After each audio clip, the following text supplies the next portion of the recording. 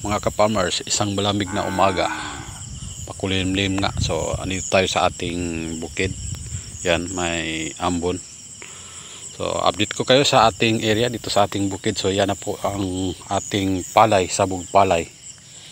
So bibisitahin natin yung inisprayan natin ng cleanser kung napuksa ba yung damo. So 3 araw nang nakalipas, nung June 13 tayo nag spray ng cleanser. So nandoon sa unahan. So tara, punta natin kung talagang napuksa ba ng cleanser yung ating damo. Katulad niya, no, andun yung ating director na magang maaga siya nag-spray. So sohe yung kanyang ini-spray. So dito mag-spray din tayo dito maya maya lang. Kaya puntahan natin yung area na in-sprayan natin ng cleanser kung napuksa ba, kung matapang ba yung cleanser na in-spray natin.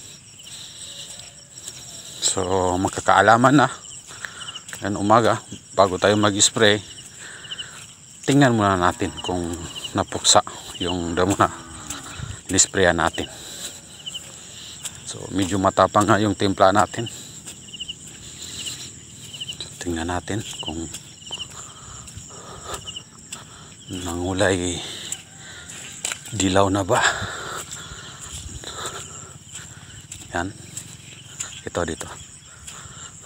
ito na area sa unang vlog natin, dito banda hanggang dito, no, ito hanggang dito yung area na ito yung unang binhi natin na sinabog na hindi na natin ni kuliglig. So ito nga tingnan natin, ito yung spray natin. Ito parang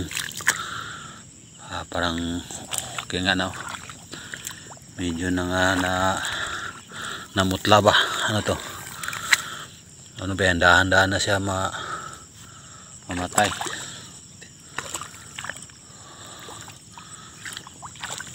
So yan, so napuksa na rin.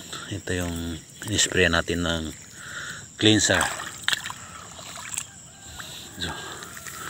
So may ilan na nandyan pa rin itong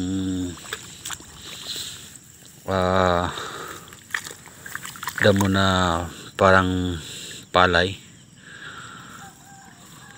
yung tinatawag sa amin na kapalay-palay, para talagang mahirap puksain. Pero ito yung malapad ang kaniyang puwitan,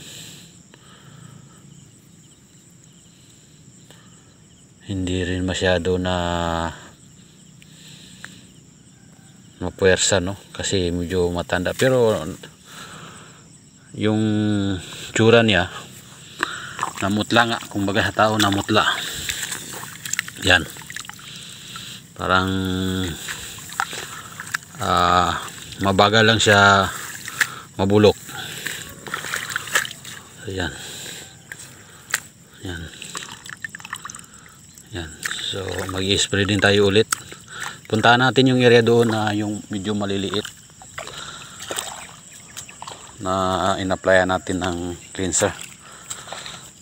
So yan, mamatay na siguro. Yan, mamatay na rin. Yan, mamatay na. So napuksa na rin ng cleanser. So,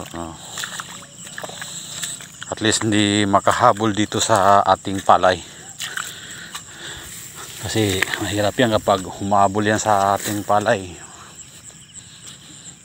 Mahirapan tayo. So meron dito na dito banda in-applyan natin na medyo maliliit pa. Titingnan natin kung napuksa ba ni cleanser dito banda, dito sa gilid. Yan.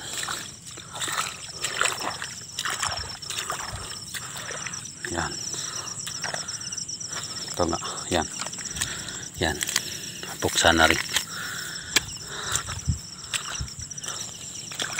So may konting tubig dito sa ating area mga ka-farmers. Kailangan natin i-close yung mga pilapil natin doon sa may corner. So ito nga yung last na tinira natin ng cleanser. Baka sa tingin ko napupuksa na rin, pero hindi gaano mabilis yung tama ng cleanser. Hindi katulad sa ibang kwan na talagang pag tinamaan siya na mumula na kaagad, nagkulay yellow. Pero ito parang mabagal lang siya, mabagal yung kanyang tama. So obserba lang natin kung hindi yan mabuhay ulit. So yan ang update natin sa ating area mga ka-farmers dito sa ating bukid. So mag-a-apply nga tayo ulit ng cleanser doon sa area na hindi natin na-sprayhan. Andun, no? Kailangan natin ma-sprayan yun kasi hahabol yung damo. So kapag malaki na, mahirap na puksain. Dito na area na banda na hindi natin na-sprayan ng cleanser. So spray natin ngayon. Medyo i-kuhan pa natin yung maghintay tayo ng araw.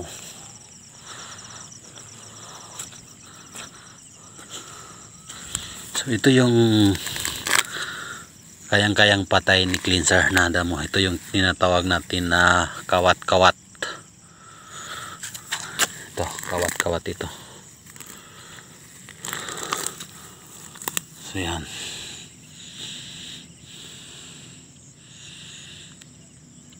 So ito mga ka-farmers, so yung unang vlog natin na sinabi ko na nag-start tayo nung May 4, yun pala yung unang sinabog palay natin sa May 4 na hindi nabuhay. So ito, nag-start pala tayo dito nung May 17.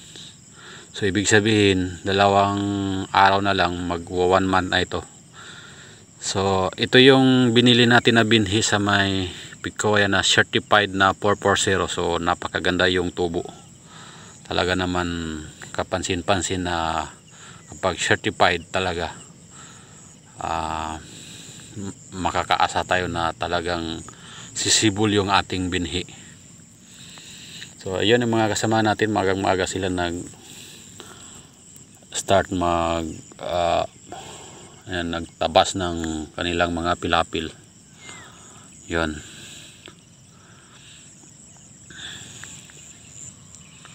So parang may parating na bagyo ngayon. So yan. So tapos na tayo mag-spray mga ka-farmers. So iba pala yung napapatay ng cleanser herbicide.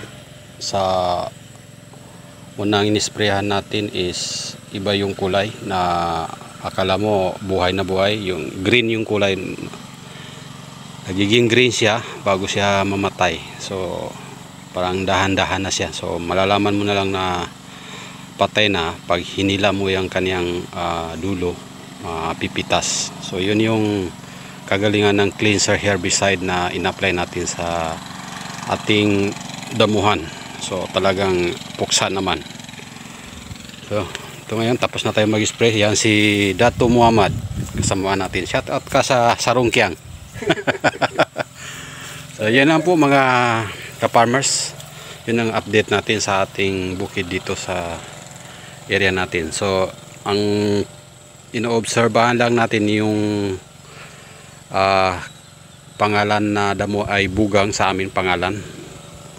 Parang palay na rin. So makikita mo lang yung itsura niya, kulay muti-muti yan. So yan yung problema ng ating direktor.